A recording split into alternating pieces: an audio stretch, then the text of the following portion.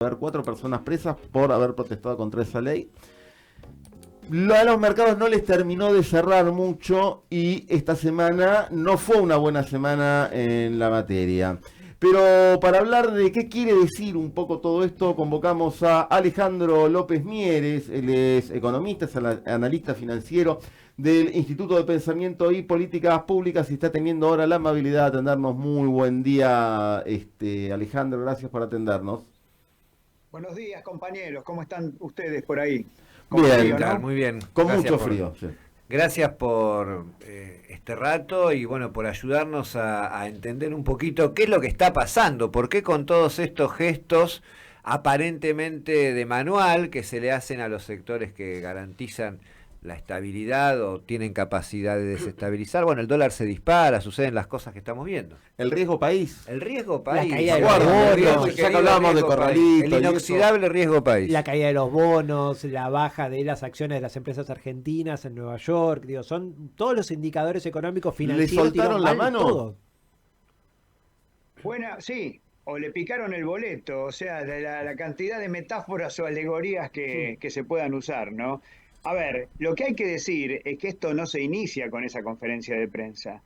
En realidad, esta debilidad de los títulos públicos argentinos y el aumento del riesgo país lo estamos viendo más o menos desde mediados de mayo.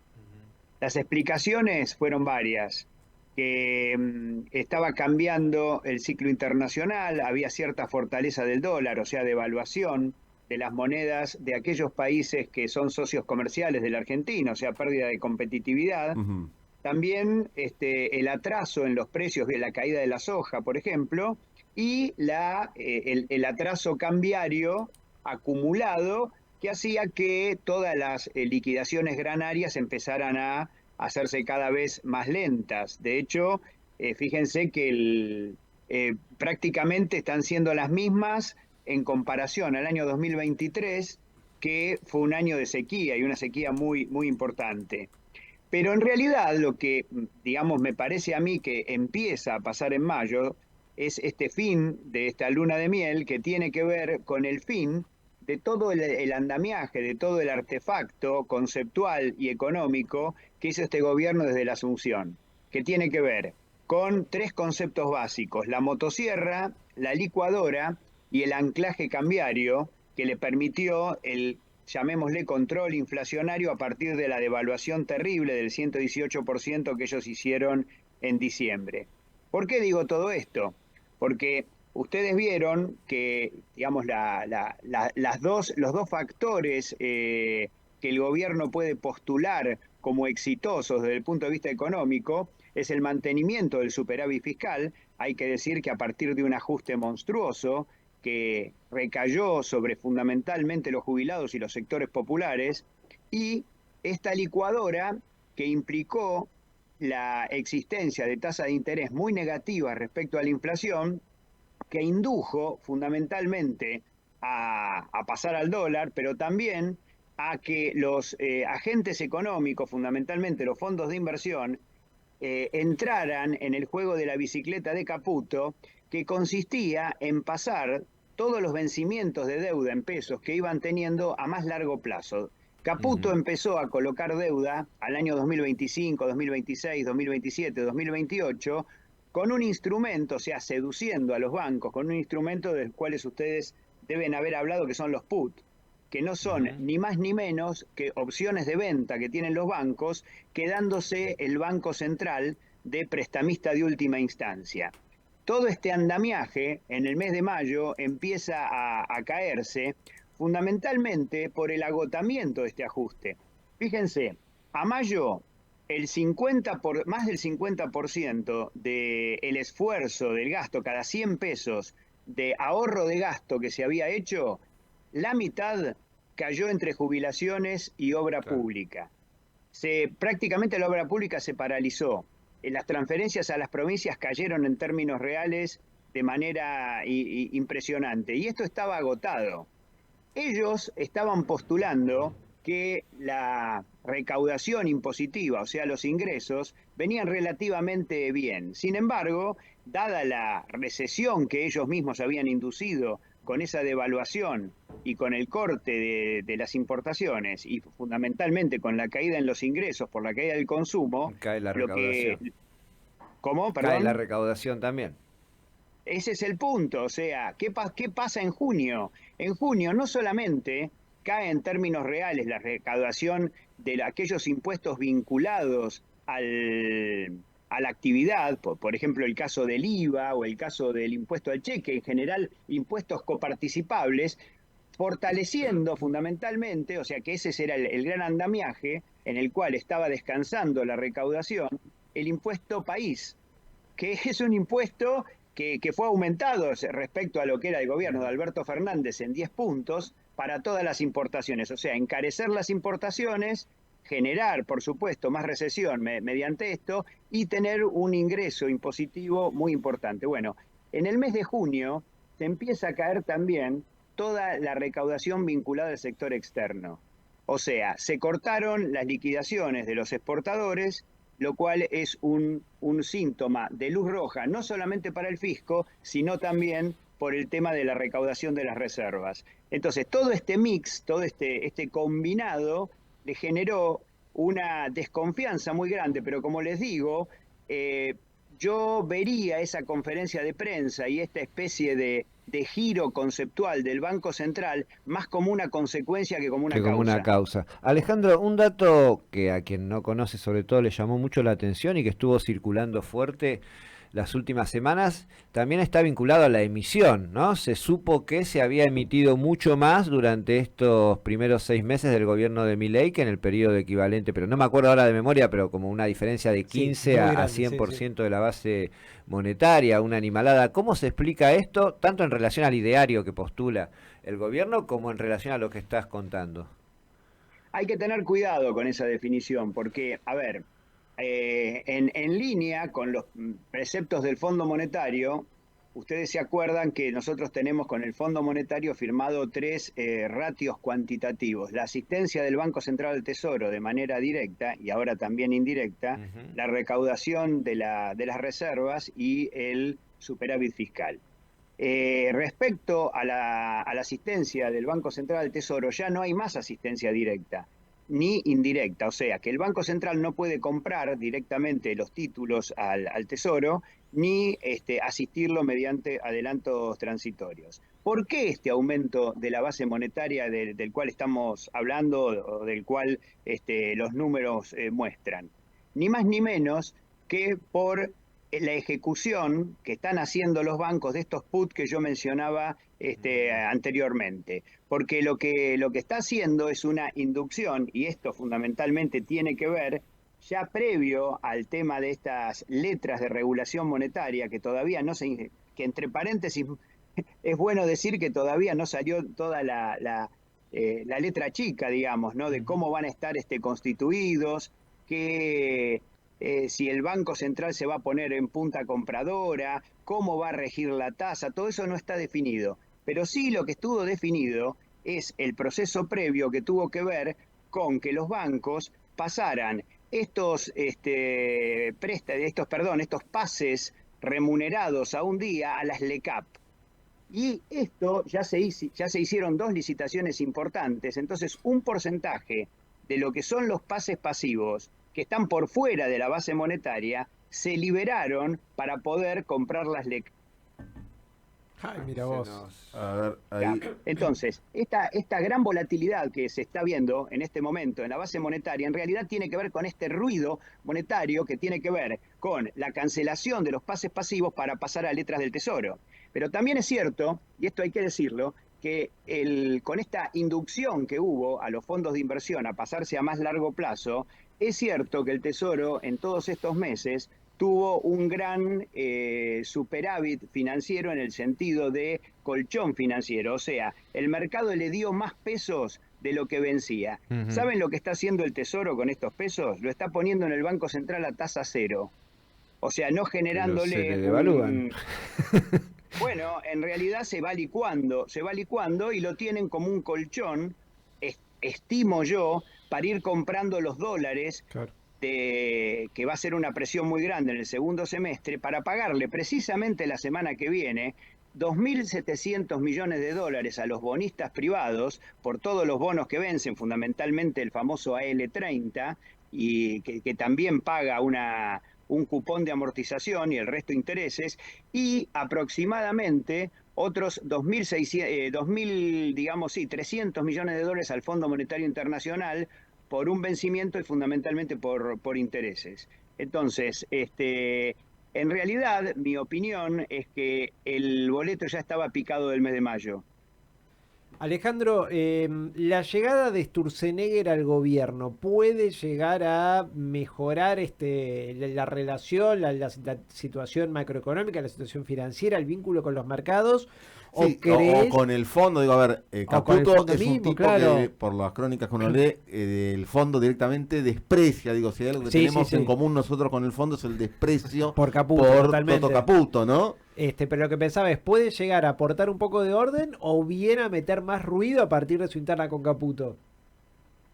Bueno, se da la paradoja, ustedes vieron la semana pasada, el escrache público que hace Milei a un miembro al que maneja el sector occidental, como llaman ellos, del Fondo Monetario, que es el chileno Valdés, Valdés, sí. prácticamente tildándolo de zurdo, Sí, sí, ¿no? sí. Bueno, Valdés es muy amigo y colega académico de Sturzenegger.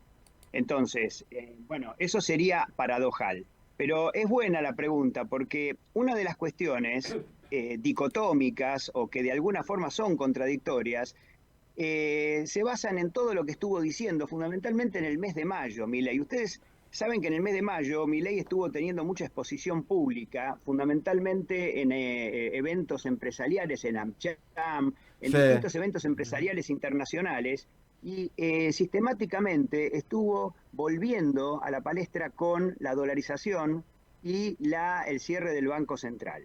Y llegó a decir que el Banco Central, o sea, iba a llegar a una base de emisión cero, que esto lo vuelve en la conferencia de prensa que ustedes citaron a decir Caputo. Pero fíjense que esto de emisión cero es una cosa muy zarpada, porque en definitiva no es emisión cero solamente para asistir al Tesoro. Milei va más allá. Milei dice ni siquiera va a comprar dólares el Banco Central. Ahora, cuando el Fondo Monetario Internacional saca su staff report, que fue hace 2 semanas aproximadamente, dice lo contrario a lo que dice Milei. Dice que el Banco Central no solo va a seguir existiendo, sino que va a erigirse como prestamista de última instancia, que va a participar en el mercado de bonos como comprador, que va a regir la tasa de interés y fundamentalmente va a comprar reservas. Entonces, este choque conceptual me parece que también hizo mucho ruido en el mercado, porque esta cuestión de llevar a la base monetaria, el crecimiento de la base monetaria a cero, o sea que el peso prácticamente se volatilice, desaparezca y, como decía Milei, que la gente saque los dólares del canuto, como si no lo estuviera haciendo, no lo hizo ya, para monetizar la economía. Bueno, el Fondo Monetario lo está pensando de forma totalmente distinta y a mí me parece que esa contradicción, esa dicotomía que yo menciono, también hizo ruido en el mercado. ¿Por qué? Y esto es muy importante. La cantidad de deuda, de deuda emitida en pesos, es un número escalofriante. A tipo de cambio oficial, estamos hablando de 170.000 millones de dólares, de los cuales unos 80.000 están en manos del sector privado, el resto del sector público. Estamos hablando de deuda en pesos de 80.000 millones de dólares. ¿Qué pasaría si el Banco Central se corre en su condición de prestamista de última instancia o que intervenga directamente en el mercado de bonos? Que al vencer o sea, cuando se dé el vencimiento del Tesoro de cualquier instrumento de este tipo, no lo pueda rendir, porque en definitiva, si el mercado además toma un poder muy grande de chantaje, porque le va a decir al Tesoro, aumentame la tasa, disminuíme los plazos, o sea, se pone a regir porque si no lo induce al default. Bueno, en realidad, esto que Milei está postulando en contra de lo que postula el Fondo Monetario Internacional nos lleva decidida y concretamente a un default en pesos. Un default en pesos, estamos... Es un ya escenario- nos dejaste el título... Esto el ya título se de la vio nota. además, ¿no? Claro. En la última gestión de Cambiemos, la CUNSA genera una especie de default en pesos, ¿no? Pero es lo mismo, Manuel, porque en definitiva ustedes recuerdan que lo que ellos postulaban dentro del primer acuerdo con el Fondo Monetario Internacional era déficit cero y emisión cero. Entonces, ¿por qué reperfila la CUNSA? Reperfila la CUNSA porque el Banco Central se había comprometido a no emitir, en definitiva, y el Tesoro no tenía para rendir esos títulos. Que en definitiva, ¿cuál era el problema? Que el tipo de cambio era libre. O sea, Claro. hasta que ellos pusieron el cepo el día 1 de septiembre del año 2019, vos podías acceder al mercado de cambios. De hecho, entre las PASO del 2019 y el 1 de septiembre, o sea, en esos 20 días, se fue una ponchada de dólares para todos los tipos que rajaron a tiempo. Hasta que ellos mismos tuvieron que instaurar el reinstalar cepo. el cepo. Y una moraleja en toda esta historia. Porque en realidad la gran bomba de deudas, o sea, nosotros todavía estamos pagando el pato de la orgía de deuda del año 2016 y 2017. Que Caputo primero sería, ¿no? Efectivamente, del tándem Caputo-Sturzenegger.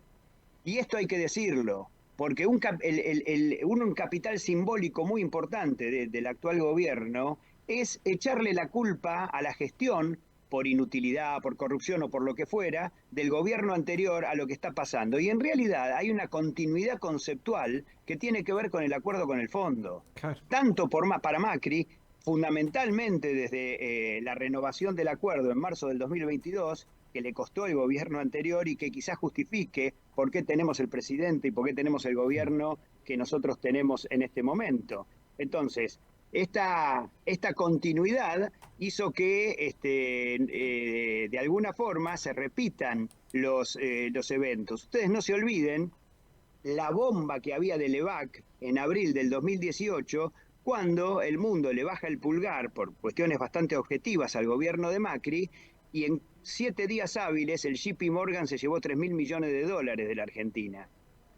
Una semana después, Macri estaba anunciando que nosotros íbamos al Fondo Monetario Internacional. Lo que quiero decir con todo esto es que si en ese momento se hubiera pensado, por ejemplo, poner un cepo y cerrar la canilla de salida de esas Levac que iban venciendo, nosotros no hubiéramos hecho ninguna firma con el Fondo Monetario Internacional y la historia hubiera sido muy distinta. Lo paradójico es que los mismos protagonistas que nos hundieron son los que ahora supuestamente pretenden dar una salida. Alejandro López Mieres, economista, ingeniero, integrante del Instituto de Pensamiento y Políticas Públicas. Bueno, nos has dejado varios títulos y varias claves para seguir analizando y tratando de entender esta locura que nos pasa. Muchísimas gracias, como siempre. Un abrazo grande. Un placer, compañeros, y nos vemos. Hasta luego. pronto. Y vamos a decir, Alejandro también es Hincha de ferro. hincha también. de ferro ferro. e ingeniero. Sí, ingeniero lo dijo, sí. Bien, Sí. bueno, hincha de ferro ahí me sorprendió. A mí me sorprendió, es el Porque- único hincha. ¿Vos conocés algún hincha de ferro? Claro, yo He conozco, conocido hincha, he ido a la cancha de Ferro. conozco poco de Pero a ver, hincha la de ferro. gimnasia. Claro, sí. No, bueno, ir a sí ver que a vivo. Ferro, Bueno, pero eso, hay algo- no es un territorio desconocido, hay canchas No, a las que nunca fui. hay No, algo no es el caso de la de Ferro. que una gimnasia con Ferro, que es Carlos Gribol. Sí, claro, por supuesto. Efectivamente, claro. Gribol, hacedor de un gran equipo de Ferro y bueno, por supuesto el recuerdo imborrable en Bueno, y Gimnasia. a Radio Estación en Sur a línea través de todavía. Alejandro López Sí, Mieres. ahí estás, Alejandro, sí. Estoy en línea Sí. todavía. Ah, mirá, vamos, Alejandro. Me tocaron el corazón. Por suerte podemos hablar de lo importante ahora.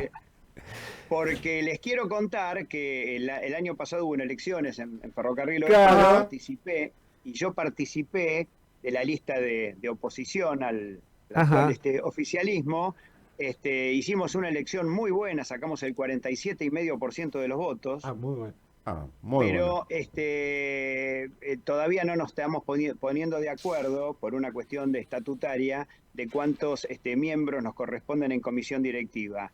El oficialismo actual nos dio un solo lugar y ese lugar lo estoy ocupando yo, o sea que yo estoy dentro de la comisión Integrando la directiva de comisión Ferro, quiero directiva. decir. Mirá vos, cuántas facetas nuestro entrevistado. Bueno, suerte, porque la verdad que es un mundo complejo. Ferro igual tiene una solidez institucional en general, por ahí un poco más arriba del promedio, por lo poco que uno conoce, Sí. pero bueno, no es un territorio fácil el de No, la y con esta historia dirigencia que de los ustedes hablaban clubes.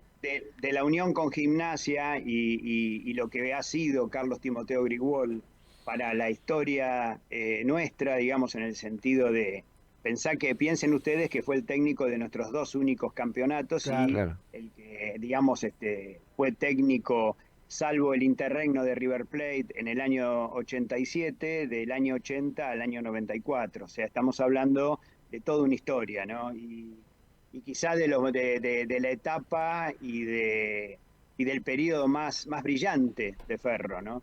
Entonces, bueno, en realidad hay una consigna que tenemos en la agrupación, que es que, bueno, todos los esfuerzos y todo lo que podamos hacer precisamente para volver a ser.